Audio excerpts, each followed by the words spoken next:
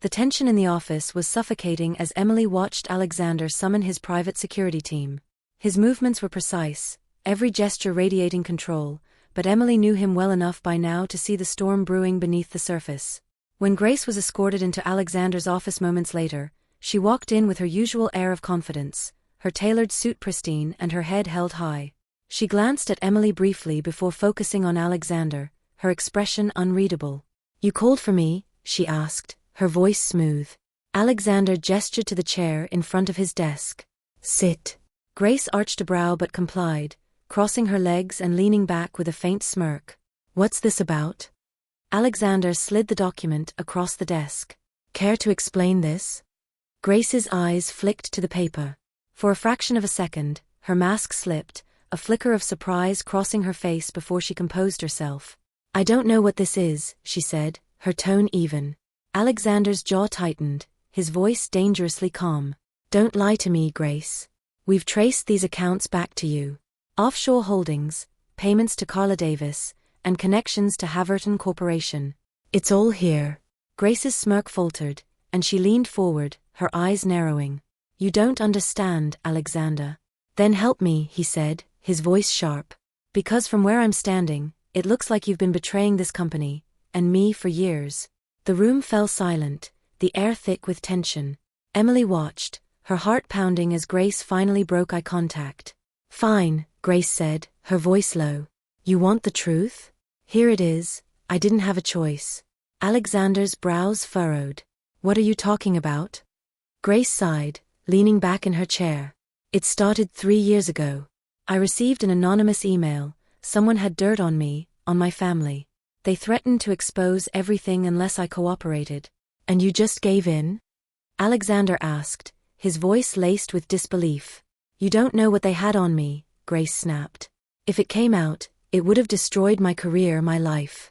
So yes, I did what they asked. I funneled money, passed along information, covered for Carla. But I wasn't doing it because I wanted to."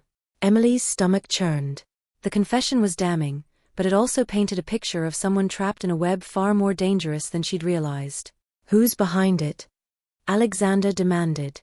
Grace hesitated, her eyes darting to the door. "I don't know. They never gave me a name. They communicated through encrypted messages, sent instructions, and warned me not to ask questions."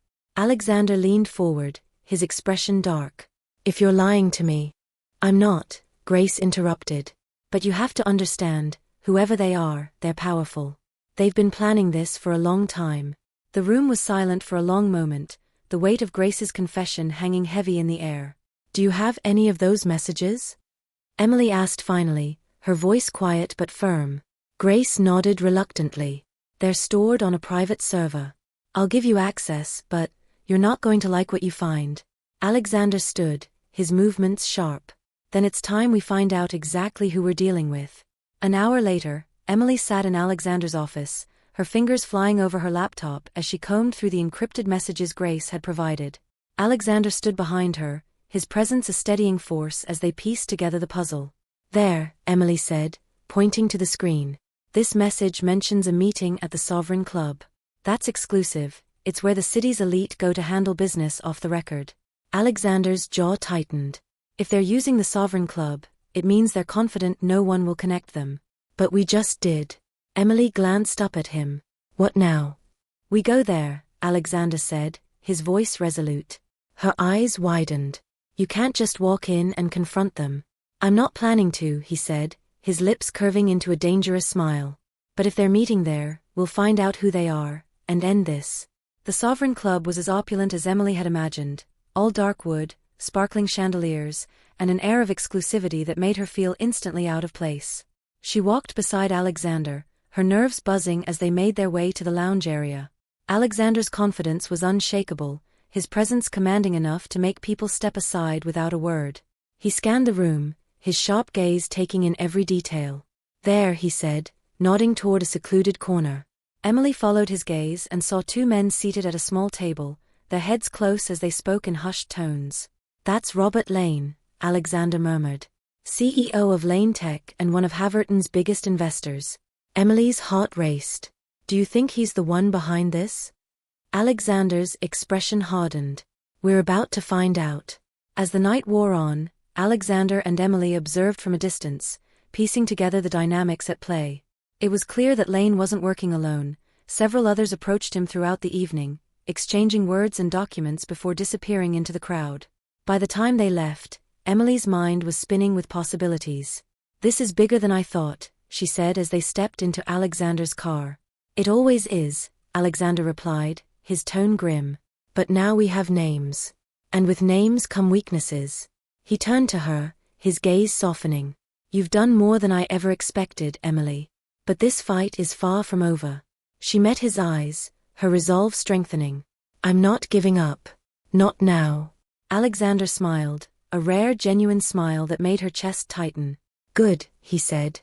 "Because I'm going to need you for what comes next." The next morning, Alexander Prescott walked into the Prescott Group boardroom with the force of a storm. His tailored suit and icy demeanor commanded immediate attention. Emily followed close behind, her nerves tightly wound as she carried the evidence they'd gathered the night before.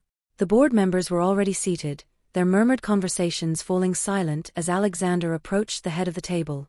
"Ladies and gentlemen," he began, his voice sharp and unyielding, "it's come to my attention that this company is under attack, from within." The tension in the room thickened. Emily saw several members shift uncomfortably in their seats, their gazes darting toward one another. Alexander continued, his tone cutting through the silence. "We've identified multiple instances of embezzlement, data leaks, and corporate sabotage, all orchestrated by individuals within this very room." A gasp rippled through the group. "This is outrageous," barked Robert Lane, who was seated near the center. The CEO of Lane Tech had been granted board privileges due to his significant investment in Prescott Group. His sharp features twisted into a mask of indignation. "You're making baseless accusations, Prescott." Alexander's lips curved into a dangerous smile. "Baseless? Let's see if you still think that after this." He motioned to Emily, who stepped forward and connected her laptop to the room's projector. The screen came to life, displaying a series of documents, encrypted emails, and financial transactions. "These," Alexander said, pointing to the screen, "are payments made to offshore accounts tied directly to Lane Tech. They coincide with leaks of our proprietary data, which were then funneled to Haverton Corporation and other competitors." The room fell into stunned silence. "This is absurd," Lane said, his voice rising. "Anyone could have forged those documents. This is a smear campaign." Alexander leaned forward, his eyes narrowing. "It's not just documents, Lane. We also have witnesses, your associates at the Sovereign Club, who will happily testify if it means avoiding charges themselves." Lane's face turned red, his composure crumbling under the weight of Alexander's words. Emily's heart raced as she watched the scene unfold. She'd spent the last few weeks working alongside Alexander, but seeing him in action like this, relentless, commanding, utterly in control, was something else entirely. The meeting continued as Alexander laid out the case piece by piece, dismantling Lane's defenses with surgical precision. By the time it was over, the board members were left in no doubt about Lane's culpability. "We'll be pursuing criminal charges," Alexander said, his voice cold. "And I expect all of you to cooperate fully with the investigation. Anyone found to be complicit will face the same consequences as Lane." The board members nodded, their faces pale. Lane, on the other hand, stood abruptly, his chair scraping loudly against the floor.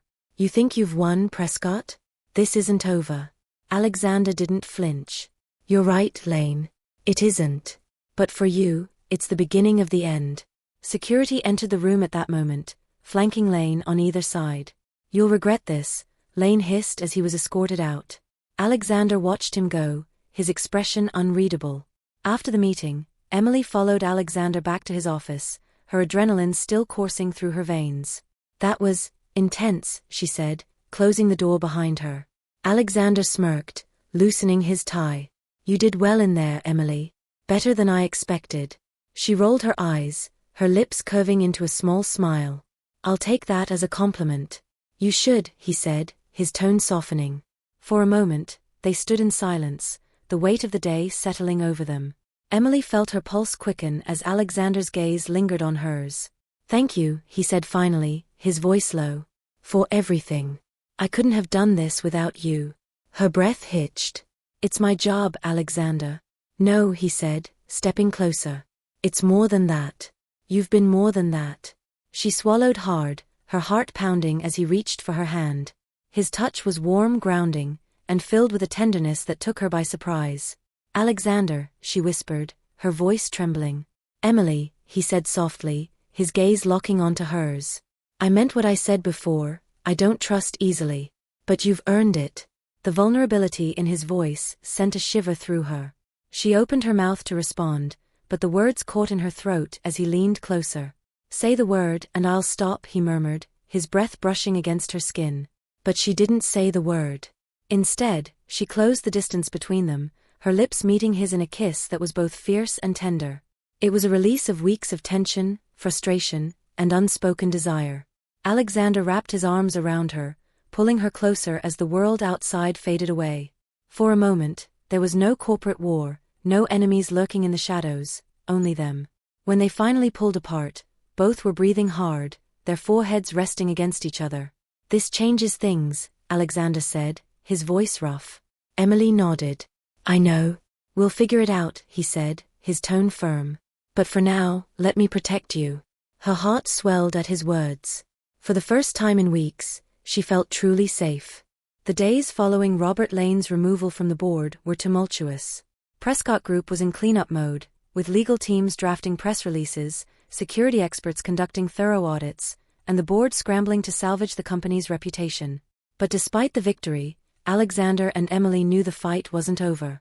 Lane had been just a pawn.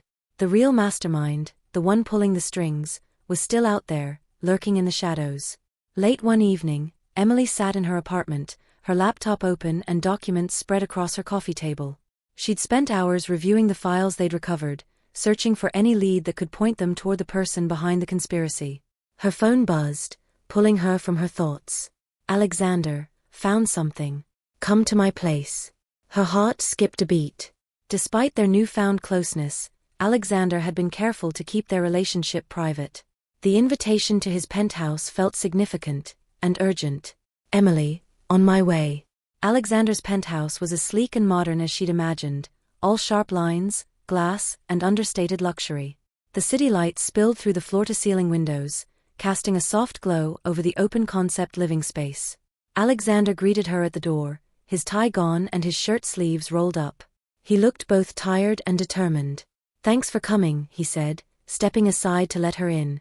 What did you find? She asked, setting her bag down. He led her to the kitchen, where his laptop sat on the counter alongside a tumbler of whiskey. I've been going through Carla's files again, he said. And I found something buried deep in her communications, a name. Emily leaned over the laptop, her eyes scanning the screen.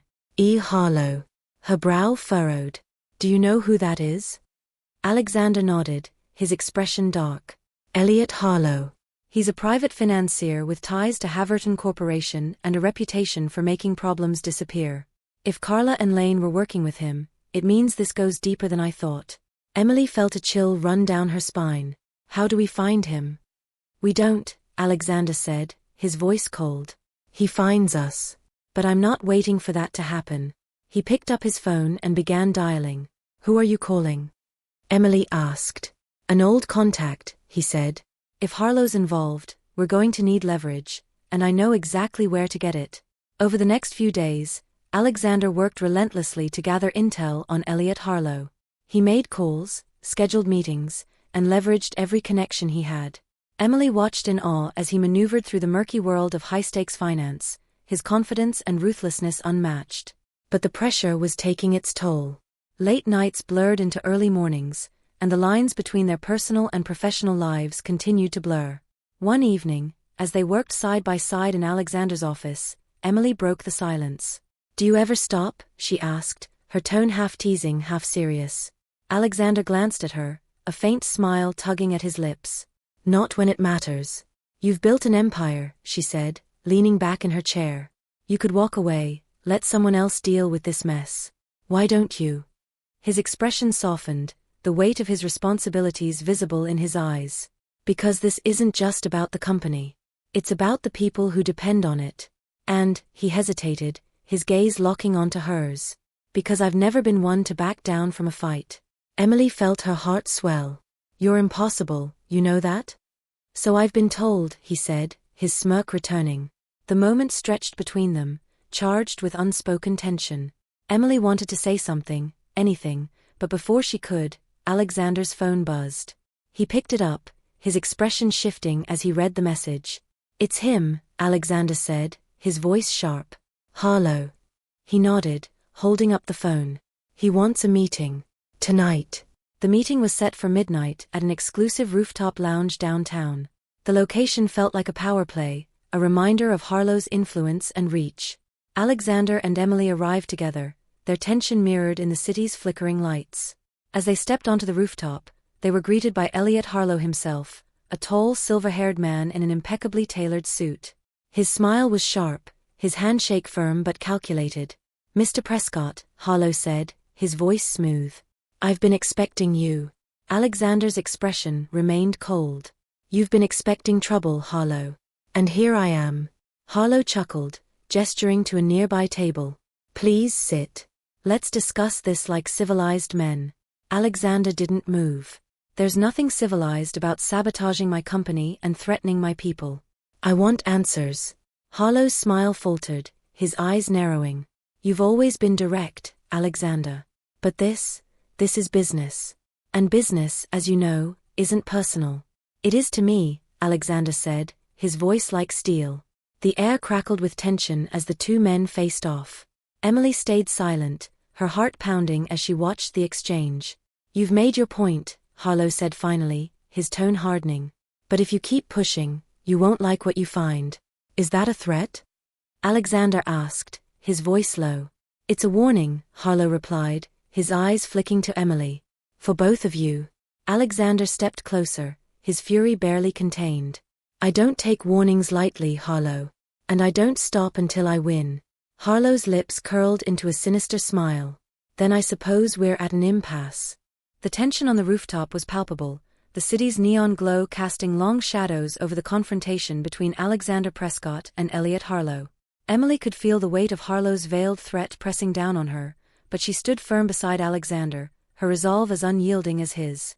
Harlow leaned back in his chair, his predatory smile never quite reaching his cold eyes. "You're playing a dangerous game, Alexander. Are you sure she's ready for it?"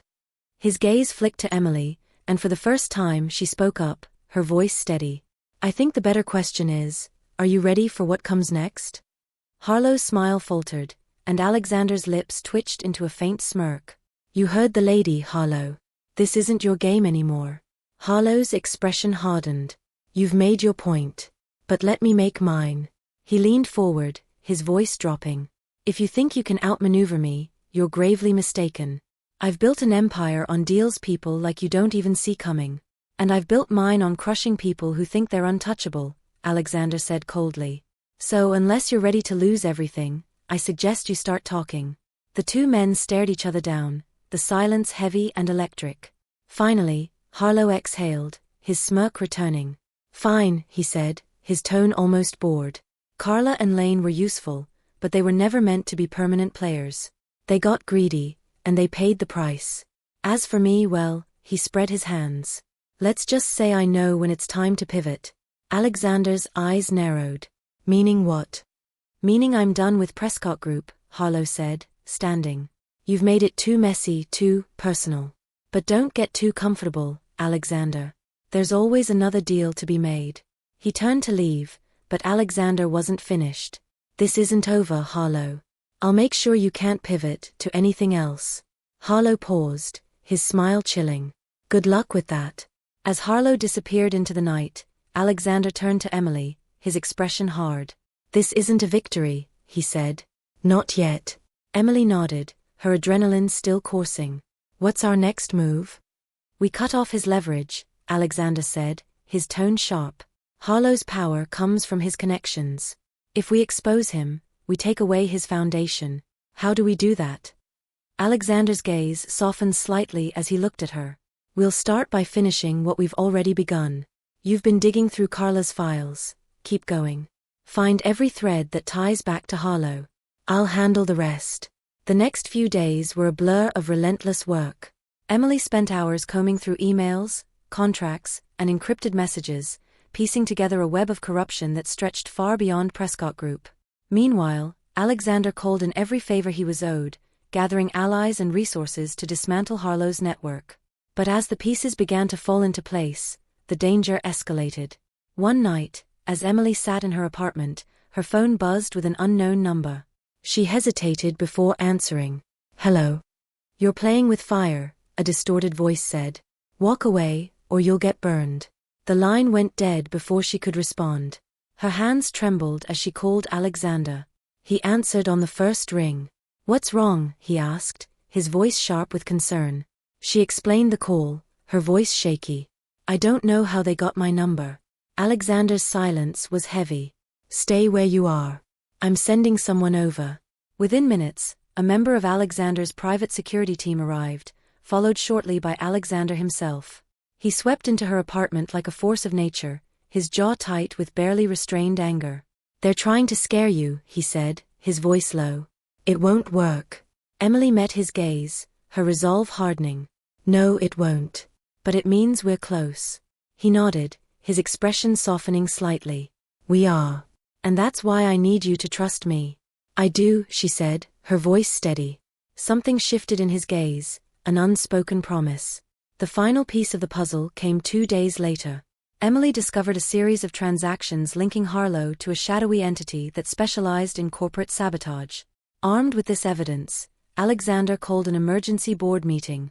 As the board members gathered, the atmosphere was charged with tension. Alexander stood at the head of the table, Emily by his side, as he presented their findings. "This company has been under attack," Alexander began, his voice commanding. "But thanks to Ms. Carter's diligence, we've uncovered the truth." He gestured to Emily, who displayed the evidence on the screen. The room fell silent as the extent of Harlow's scheme was revealed. "This is unacceptable," one board member said, his voice trembling. "It's not just unacceptable," Alexander said, his tone cold. "It's actionable. And we're going to make sure Harlow pays for every single move he's made." The takedown of Elliot Harlow was swift and decisive. Alexander's team leaked the evidence to the press, triggering a wave of investigations that dismantled Harlow's network. His empire crumbled overnight, leaving him with nowhere to hide. But the victory wasn't just professional, it was personal. That night, as Emily and Alexander stood in his office, watching the news coverage of Harlow's downfall, she turned to him, a soft smile on her lips. "We did it," she said. He nodded, his expression unreadable. "Because of you." She tilted her head, studying him. "You mean because of us?" His gaze softened, and he stepped closer, his hand brushing her cheek. "Yes. Because of us." As he kissed her, the weight of the past few weeks melted away, replaced by a sense of triumph and hope for what lay ahead. The Prescott Group was buzzing with renewed energy. The downfall of Elliot Harlow had sent shockwaves through the corporate world, solidifying Alexander's reputation as an untouchable titan. But while the company celebrated its triumph, the victory felt deeply personal to Alexander and Emily. It wasn't just about winning, it was about survival, trust, and the unbreakable bond they had forged in the fire of crisis. The boardroom, once a place of secrecy and sabotage, now hummed with purpose. Emily sat beside Alexander as he addressed the board, his commanding voice filling the room. "We've faced challenges no company should have to endure," he said, his tone resolute. "But we came out stronger. Prescott Group is more than a corporation, it's a legacy. And it will continue to thrive under the guidance of people who share that vision." The board members nodded, their confidence in him unshakable. As the meeting adjourned, Alexander turned to Emily, his lips quirking into a small smile. "Ready for what's next?"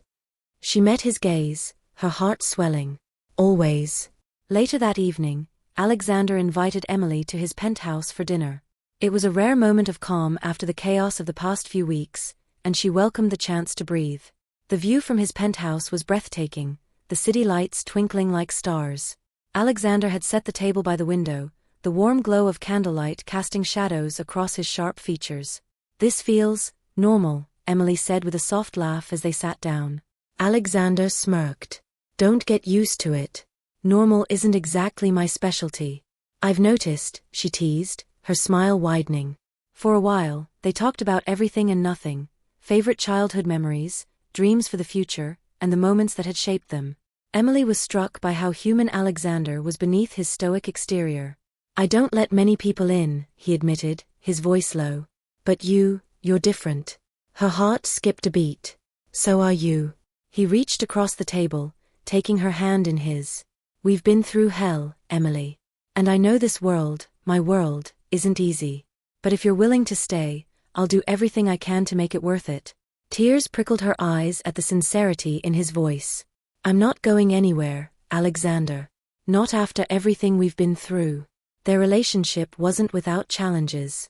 Balancing their roles at Prescott Group with their personal lives required constant effort. There were late nights, heated arguments, and moments of doubt. But every time they faltered, they came back stronger, their bond deepened by their shared determination to face whatever came their way. Months later, as they stood together at a Prescott Group gala, Emily couldn't help but marvel at how far they had come. The room was filled with powerful figures, but all she could see was Alexander, her partner, her equal, and the man who had shown her the strength of vulnerability. "Penny, for your thoughts?" Alexander asked, his arm wrapping around her waist. She smiled up at him. "Just thinking about how much has changed."